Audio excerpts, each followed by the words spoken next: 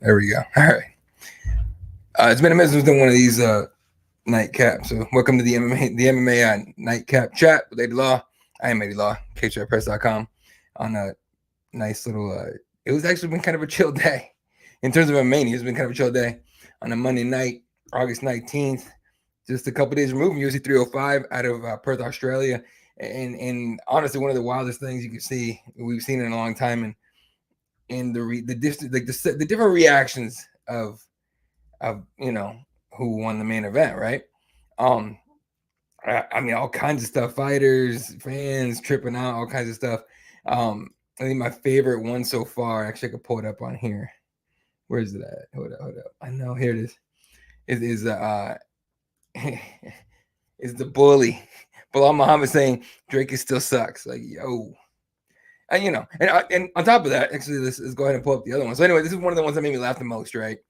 And it's hilarious because, like, you could say he sucks all you want to, but I mean, the man finds a way to win every time, like every single time. Like Izzy was putting hands.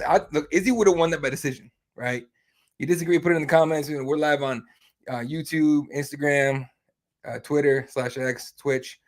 Anyway, you can disagree if you want to. I get it, but I mean, the proof is right there, right? Izzy was winning that fight, and Dricus just finds a way to make it happen.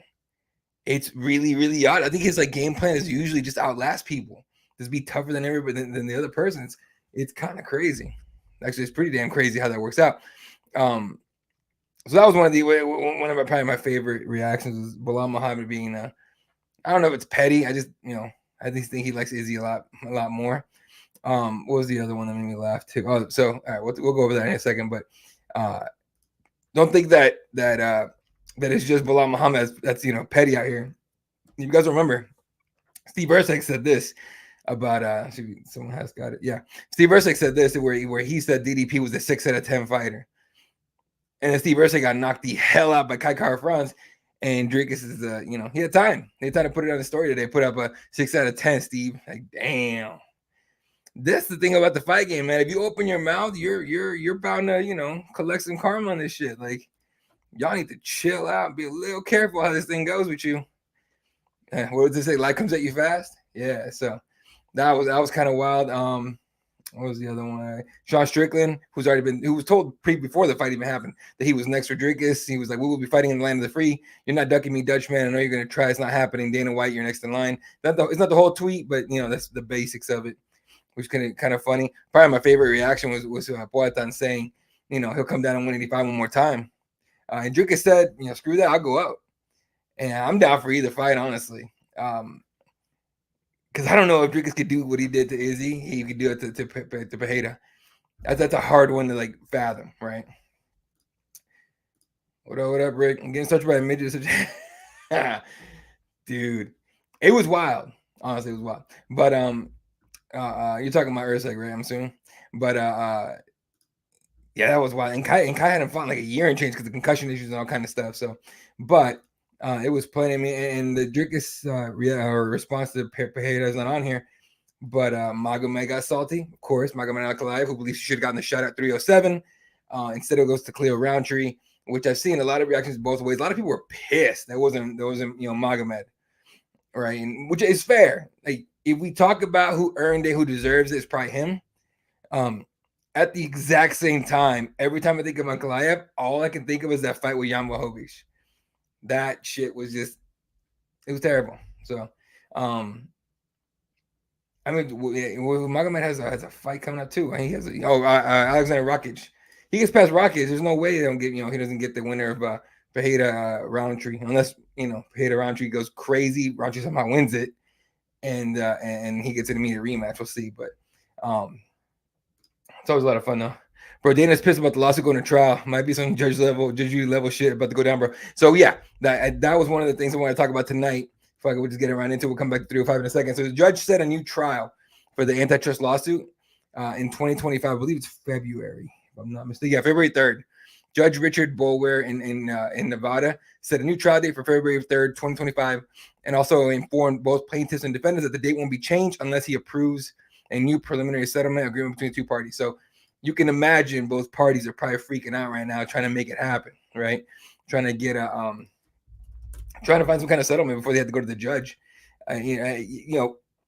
To get it done, to make it happen and everything, but at the same time to avoid any kind of discovery, for example, right? So trial's gonna be epic, bro. Then the network might be impacted like 2% or so.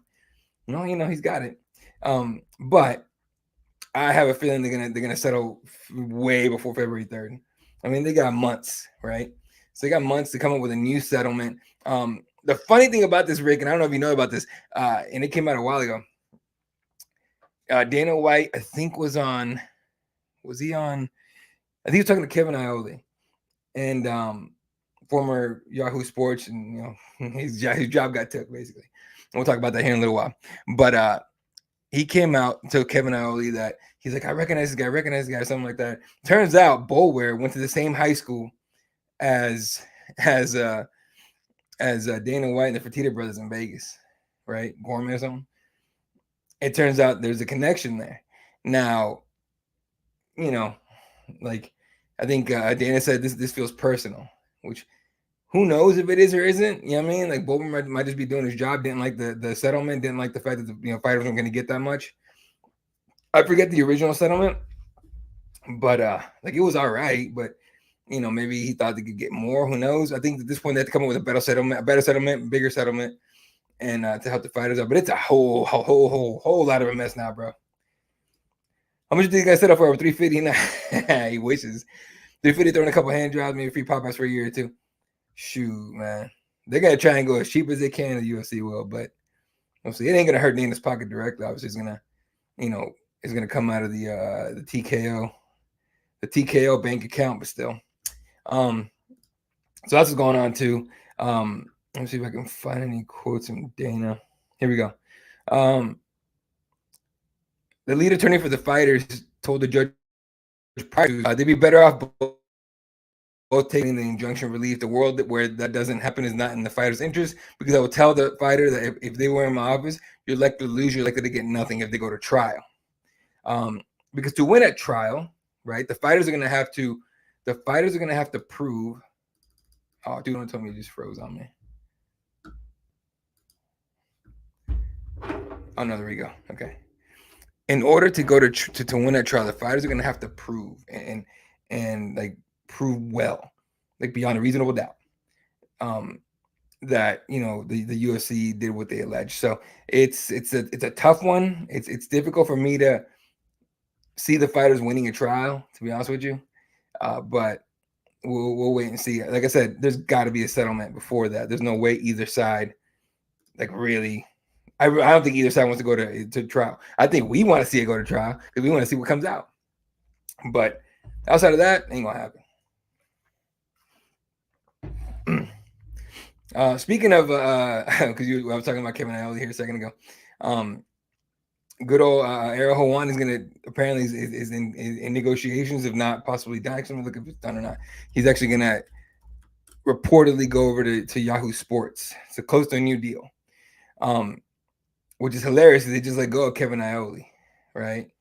And you can imagine, I can tell you right now, and I'm not part of the click groups and all that in MMA media, but I've seen plenty of petty shit go on behind the scenes, and I like to see it happen. I'm like, oh damn, they get mad. All right, cool. Like, but they've seen a lot of petty shit go on the back and behind the scenes. So it'll be funny to see some of the passive aggressive shit that gets thrown around because no one's ever direct in media. Like between everybody in the back. No, it's always some passive aggressive shit. So, and that's not even like fourth wall shit, fellas. This is just straight up. Like I'm sure you guys know it because everything. Okay, the thing that the fans want the most or believe the most is that media's full of shit. They cover for the UFC, yada yada, all this other stuff. Not even true. Like it's not even close to the truth. It damn sure looks like it. I say that much, right? But it's how do you? Yeah, it's just a difficult thing to explain without people immediately going like, oh, fake news, blah blah, whatever. I mean, if you want to believe it, go for it. And is there some bullshit in the media? Absolutely, some shady characters in media, but plenty of them. But for the most part, everyone's just doing their job. So Yeah, I don't know. It's I just opened up a whole can of worms on that one, but still. All right. Throw on questions, any topics you guys want to talk about, bring them up. Do my best to answer questions or just, guide the discussion and all that. What else is there? Well, let's go over, just finish off 305 real quick. Of course, Dricus C. Kai Kara-France with the first round knockout after a little over a year, actually more than plenty over a year, and calls that, he wants a title shot. Alexander Pantoja, give it to him. I think he earned it personally. Dan Hooker with the most, probably the most. I was the happiest to see Dan Hooker win. Like, I like Mateus Gamrot, and I thought had he won, he'd have a very clear claim to a title shot rather soon. But mostly because Dan Hooker's a savage. But Dan Hooker's a savage. Now, a lot of people going with it's the judges. There was some wild judging that night. You guys saw the Tai Tuivasa fight. I mean, Jairzinho won the fight, but there was a 30-27 from one of the judges. I think his name was Howie Booth, and it went to Tuivasa. And the funny part is, right after that happened, I think a fight or two later, it was reported. I think it was John Morgan. John Morgan reported that that judge was pulled.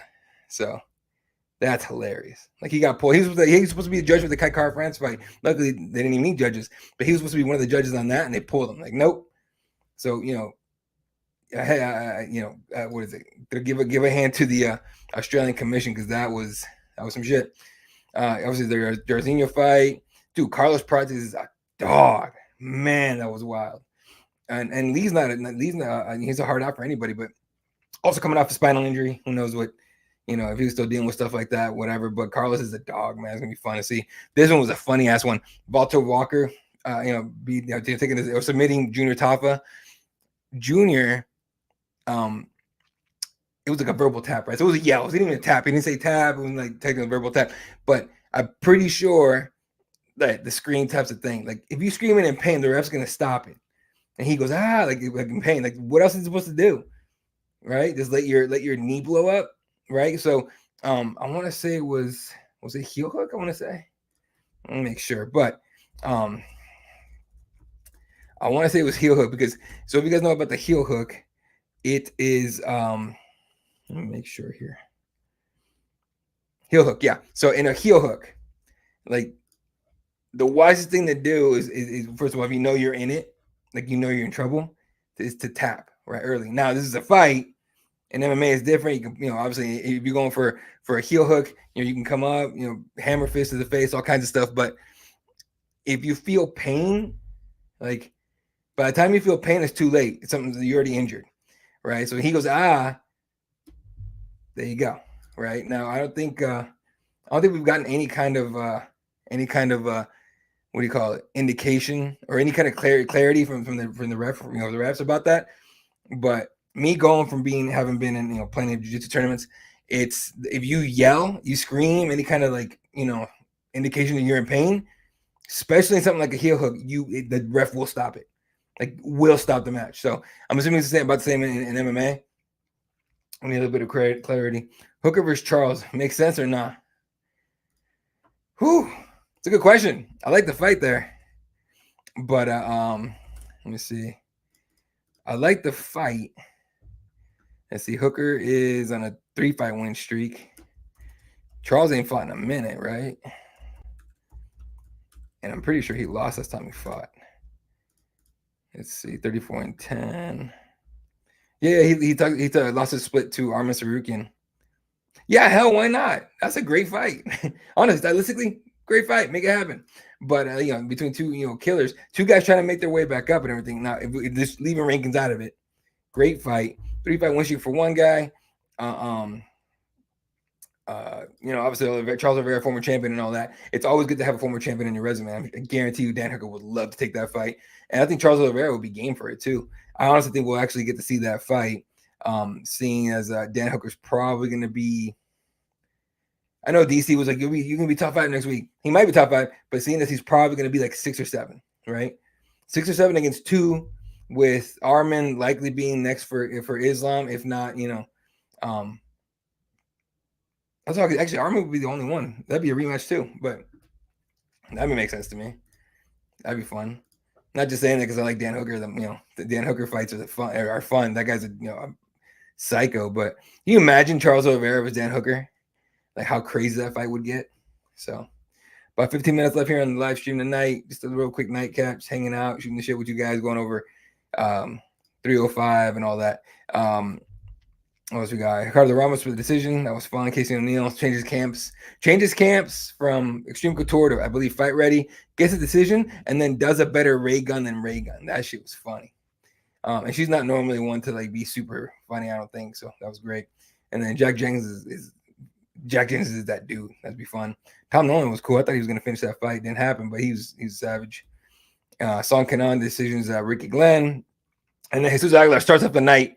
Just like everyone's rooting for Nickel, and Stuart Nickel, fought well-ish till he got caught in the submission, the guillotine. So, I'm a big fan of Jesus Aguilar. He said he's gonna be out till like March. I'm actually trying to reach out to get an interview with him, but he's gonna be gone till March. The guy owns a restaurant. Like he probably wants to go home and take care of that. So there you go. Let's see what we got. I'll just leave this on back here in the back. Oh, plenty of stuff from CFFC. If you guys haven't seen anything from CFFC, who's more Mexican, Sean or Marab? You're asking a Mexican, bro. I know you know. I know you know. I know who you are, bro. It's all good. You tell me who's more Mexican.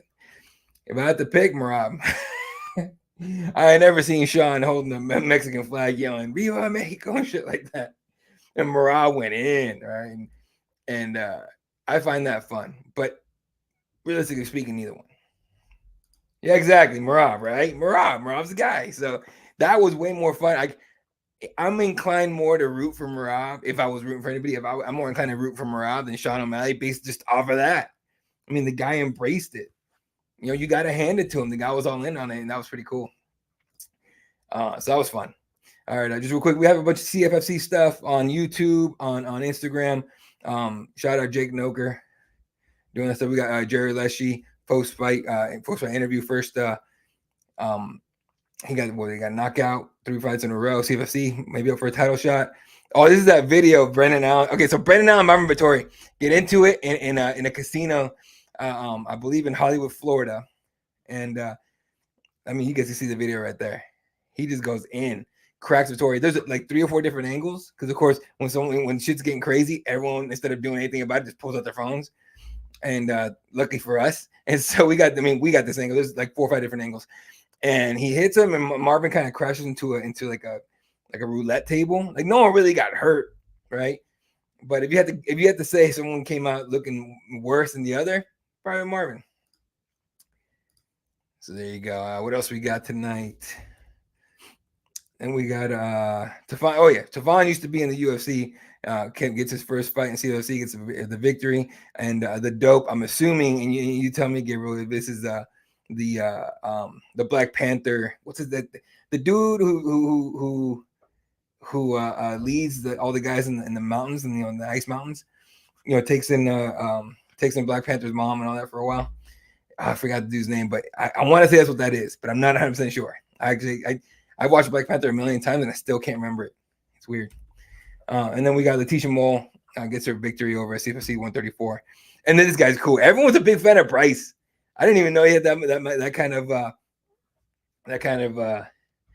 deal. But if you know what the crown is, great. If you don't know, go watch the clip over at KChat Press on Instagram. You'll see he'll explain what the crown is. It's one of those if you know things. All right. All right, let's see. This one is Jan Blachowicz. Oh yeah. Jan got mad. Sorry. Okay, let's talk about it since we're here. So let me pull up the. Yeah, Jamal is not happy. All right, I'll just put up this one. So UFC 307 headline: Alex Pereira versus Khalil Roundtree Jr. Funny enough, when they announced the fight, I was hyped. I was like, "You telling me 2 violent kickboxers, strikers, are gonna get in the middle of the octagon in Salt Lake City and just throw?" I'm here for it, right? Obviously, one part of the equation is Khalil Roundtree pulling out of that fight against Jamal Hill, which explains why Jamal's a little pissed off. But pulling out of the fight against Jamal Hill, I believe that was due to the positive PED test, which apparently he was found not really like, it wasn't like malicious, right? It was contaminated, whatever. And instead of having to rebook a fight with Hill, who's injured, but instead of rebooking or taking another number one contender fight, he gets bumped up with Alex, and this is in October, so you got about a month. You got over a month, right, to prepare for this fight, and there's really no thought process behind why they made this fight other than the style is fun, but everyone that's against it immediately is like they're protecting Alex from Magomed Ankalaev. Dude, honestly, if someone come on here and tell me that you find Magomed Ankalaev exciting, right, in terms of like a saving a pay-per-view, right, because this is Alex Mejia saving another pay-per-view, right? Or were you guys that, as much as I love Rocky Pennington, I'm a fan of her. She's her story's great. And Juliana Pena is she just goes. She's a psycho in the cage. As much as that I love both of those fighters, that's not a main event fight. So y'all telling me you would prefer that fight as a main instead of this one? That's just weird to me, right? Not to mention, no, Magomed's gonna handle business. That guy's a bad dude. He's probably gonna beat Rakic, right? Now there's a chance, obviously, Alexander wins, but I don't see it. I think Magomed's gonna put pressure on him, take him down, and beat him up on the ground and everything. But he'll get a shot. Like, I don't know. People are just mad about everything, dude. 100%. I got a few minutes here before we go. Let's go ahead and just touch on the very quickly this week. Well, let's go actually MMA headlines real quick. All right, so we already talked about the new date for the antitrust, for the new trial date for the UFC antitrust lawsuit, February 3rd, 2025. You got a handful of months to come up with a settlement. I have a hard time believing that won't happen. So I believe that's going to happen. I believe that's exactly what's going to go. Don't settle. Stay out of the trial. The UFC does not want to go to trial. And neither do the fighters, by the way, because I think this is a lose-lose for everybody. This goes to discovery. Some ugly stuff comes out from the promotion. And then this goes to trial. I have a hard time seeing the fighters winning because they have to prove beyond a reasonable doubt that the UFC did, or the promotion did what they alleged they did. So what was the other ones that I saw on here? So this is fun. Mackenzie Dern versus Amanda Ribas 2 targeted for UFC Tampa, and the way it's being reported, it almost makes me think that they're gonna try and make this a main event. With the UFC Apex being closed basically from like mid-November-ish to I think next summer is what they're saying. They're gonna be going out a lot, okay? And so this fight might be the main event for UFC Tampa, which is hilarious because everyone's gonna complain about that too. Like, y'all asked for this, dude. Like, y'all really want some Apex cards out and on the road? Enjoy yourselves paying the price to watch an Apex card in your hometown or in your in your town. That's great, cool. Right? Like, I don't know. The complaining about the Apex cards, I get it. Believe me. Like, some of those fights would end up being badass and it'd be great in front of a huge crowd. But, if you look at the price of this kind of stuff, it's just kind of crazy. Like, the Sphere events, 10 fights, great fights, honestly. But, the at first it was like $3,000. I think it went down to like $1,500 for nosebleeds. That's still a ridiculous amount. And so, yeah, that's. Enjoy your main event, Dern versus Ribas too. Dude, you guys see Mackenzie Dern get worked at Craig Jones? Craig Jones? Yeah, Craig Jones. She got wrecked. That was wild. And people, I have friends texting me like, "Did you see that? It's insane. I can't believe that happened. I thought she'd win." She's been, focusing on MMA. Like, the reason she was so good at jiu-jitsu, still was really good, but the reason she was such a killer on the mats is because that's all she did. Like, that's all she did. She headlined a fight to win here a handful of years ago. I had teammates on that card, and I think my professor was on that card. He fought Benson Henderson, but she was on there. She won, and it was just masterful, right? I mean, she's still trained jiu-jitsu, I'm sure. It's not at the level she used to be. Now she's with, we're training striking. I'm not sure if she's with Perillo still or whoever else, but it's not the same thing. So that Craig Jones invitation was dope. I got to watch the finals, right? So Kate Rutolo getting the $1 million was great. It was dope because I just got to talk to him literally like a week and a half ago. I asked him about CJI and why he did that instead of ADCC. Great points that he and Mikey Musumeci. Both those interviews, by the way, available now at Cage Press YouTube. But they both made the same point. If you win your division at ADCC, you win 10 grand and you get like a medal. Great, cool. You win CJI, the whole thing, you go home with $1 million, the way Nicky Rod did and the way Cade did. So, and then the fun part about that one, Nicky Rod challenged Gordon and Ryan. He goes, I put up my million, put up your million, $2 million to the winner. Because I'm not gonna say Gordon's been ducking because Gordon's Gordon, but he has been accepting a fight with Nicky Rod, or a match with Nicky Rod. So there you go. It's the other headlines on this beautiful Monday night. A couple minutes before we get out of here. Mike Tyson, he said, so they had the I think it was yesterday, the Jake Paul Mike Tyson presser. I think it was on Netflix or it was on YouTube. It was somewhere. I don't know. It was all over the place actually. Now that I think about it, but that fight's gonna be on Netflix. And like Tyson said, let me see if we can find the quotes. Here we go. Oh, here it is. Tyson goes, who else can do that but me? Let's look at it. Who else is gonna fight to make this happen? You just have to listen to the facts. We got a YouTuber fighting the greatest fighter that ever lived, right? And Jake Paul started talking shit back. He goes, every time these fighters sit across from me, it's YouTubers, Disney Channel, all that shit. Then you end up on the fucking canvas. And you'll see it's gonna be no different here. I promise you that. I brought this deal to this old ass motherfucker. We signed the contract with Netflix, and I brought him the deal. So you're welcome, my son. I'm gonna discipline you like a son. So shut the fuck up with all this, need that. We brought you the deal, and I remember that too. And it's he kind of screwed himself because he said something like this guy was good 20 years ago, which by the way, 20 years ago he got knocked out. I think Mike Tyson did, but I know like maybe 30 years ago was last time, 30, 40 years ago was last time he was like a savage. So maybe like 30 years ago, and yeah, it's he said he hadn't been good in like 20 years. So you out yourself, bro. You're fighting the guy you should be fighting.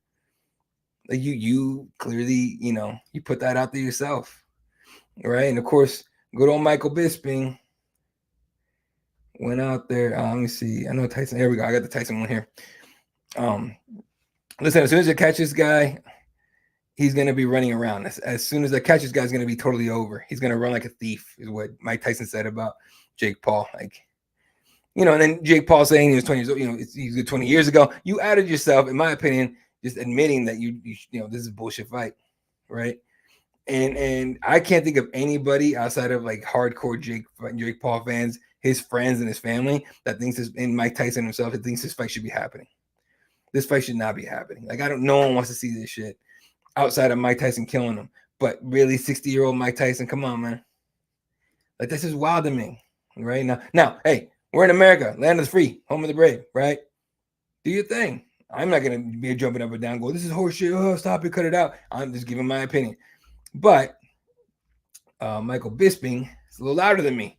He said on his YouTube, I think it was today, he goes, you're a joke. You're a disgrace to the combat world. You're an imposter. You're a wannabe. You're fake. You're a fake. Challenge yourself, you pathetic man. You pathetic individual. Fighting is about challenging yourself. Granted, business. Killing it in that regard. But don't give me this fighter bullshit. It's nice to see that he's finally getting booed and the kind of response that he deserves. So Jake Paul got booed like crazy at the presser because it was in New York. And he just starts talking shit about New York, talking about like, you're Democratic, basically trying to call him blue or whatever. City, fuck you, all sort of stuff. I don't think we've seen Jake Paul lose his shit like that in a very long time. So that's hilarious to me, but it is what it is. All right, 30 minutes in, folks. That's gonna do it for me tonight. Let me see if there's anything else on the headlines here. Let's go ahead and look at this weekend's card from the UFC Apex. from the UFC Apex. Number 5, Jared Cannonier against number 12, Caio Borralho. The middleweight division on the come up. Caio's a bad dude. He's taking a huge step up, in my opinion, in competition against Jared Cannonier, who's been busting his ass trying to get back to a title shot. Then Angela Hill against Tabitha Ricci. Another one of those like fights where it's like, all right, Tabitha could get Angela Hill on her resume, and that'd be a nice little name to add to it. Ryan Loder against Robert Valentin Frey. Gumby, Danny Vreeland, Top Turtle MMA, actually spoke to him. That interview comes out on our YouTube tomorrow morning. We'll look out for that. But Robert Valentin spoke with Vreeland about getting the call and fighting Ryan Loder, which is great. Neil Magny is the guy you call to end any kind of hype trains. Like, it's like he tight clenches you and knees you in the stomach a million times and presses you and, you know, wrestles you and all that to a victory. And we'll see. Michael Morales gets a big test here against, I want to say he was self-admitted gatekeeper at 170. Then Edmund Shabazi against GM3. I think Dylan Rush spoke to Gerald Mearshart either today or he's doing it sometime this week, so that'd be cool to see. And of course, you know, the rest of Borships on the card. Notice that card, again, not the most exciting card. It is an Apex card. So there you go, folks. All right, that's going to do it for me tonight. Appreciate the help. You guys, Keyboard Warriors Wednesday night. Myself, Ray Kirby, 5:30 p.m. Pacific time, 8:30 Eastern time, doing our Keyboard Warrior stuff. So that is a not safe for work show. We get a little wild on it. So case in point, I've invited some people on before, and they saw a couple episodes before, and they were like, I don't know about that one. So yeah, heads up on that. That's a not safe for work show. Wednesday night, right back here on this YouTube. Myself, Fred Kirby, shooting the shit, talking 305, talking. We've both been off for a long time, kind of super busy, and he went on vacation and all that. We'll touch on all that stuff and more Wednesday night. Appreciate the hell out of all you guys. MMA on Cage, Caporo 89, what's up, bro? Rick, everyone tuned in. Love the hell out of you guys. Catch you guys on Wednesday night. Keyboard Warriors. My name's Law. I'm out. Have a good night.